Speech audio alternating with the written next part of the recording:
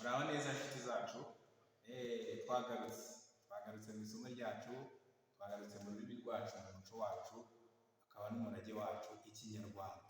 Tugiye kurebera hamwe icyo twita indango yemeza n'indango ihakana. Mu Kinyarwanda iyo tuvuga ushobora kuvuga wemera cyangwa ukavuga uhakana, buriya rero bigira inkomoko, bigira umuzi wabyo, aho bikomoka akaba ari muri uyu mujyo w'indango yemeza ndetse n'indango ihakana. Tugiye kubireba tubisesengure, turebe uburyo ushobora gushyira interuro mu ndango yemeza cyangwa mu ndango ihakana, turebe uburyo ushobora gutandukanya interuro iri mu ndango yemeza n'interuro iri mu ndango ihakana, kugira ngo dukomeze kunoza ikibonezamvugo cyacu. Hano rero murabibona ko ari ryo somo tugiye kwiga, umwanya muto tugiye kumarana twiga, ariko turabanza tumenye ubundi indango ijya mu ki? Indango ijya mu nteruro, indango ijya mu nshinga. Bimeze bite? Ubundi inshinga yose itondaguye cyangwa se imbundo ishobora kuba iri mu ndango yemeza cyangwa se ikaba iri mu ndango ihakana.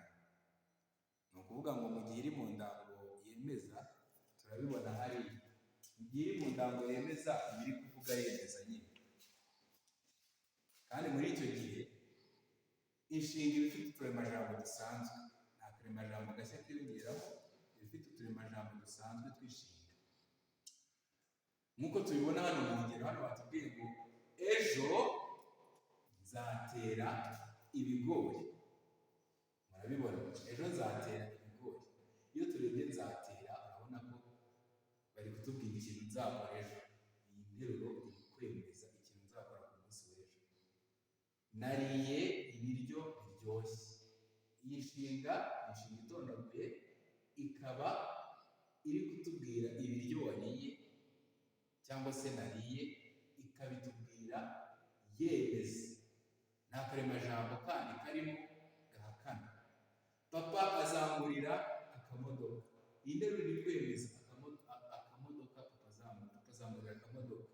Iyi nteruro iri mu ndango yemeza kubera ko nta karemajambo gahakana karimo. Indango yemeza rero igatandukana n'indango ihakana, kuko indango ihakana yo ishyira inshinga mu makanyi kandi hakiyongeramo akaremajambo gahakana nyine. Utwo turemajambo ni uturemajambo tubiri, hakaba hari akaremajambo nta, hakaba n'akaremajambo si. Tugiye kubireba neza mu ngero turabona hano. Ingero hano niho hano twabonye ngo ejo nzatera ibigori. Iyi nteruro duhita tuyishyira mu ndango ihakana, turabona ejo sinzateka ibigori. Murabona ko hano ka karemajambo si kajemo, interuro yacu ihita iba interuro ihakana, bivuze ko inshinga yagiye mu ndango ihakana. Hano batubwiye ngo sinariye ibiryo biryoshye. Hano bari batubwiye ngo nariye ibiryo biryoshye. Hajemo akaremajambo si. Kano karemajambo kahise gashyira iyi nteruro mu ndango ihakana, ariko hariya mu ngero zo ku ndango yemeza yari iri mu ndango yemeza. Papa ntazangurira akamodoka. Hano iyi nteruro ntazangurira, iyi nshinga ntazangurira iri mu ndango ihakana kubera aka karemajambo nta kiyongereyemo, kahise kayishyira mu ndango ihakana. Hano ntuzamuhe igitabo cyanjye. Iyi nshinga ntuzamuhe iri mu ndango ihakana kubera aka karemajambo ntu. Iyo iza kuba mu ndango yemeza twari kuvuga uzamuhe igitabo cyanjye.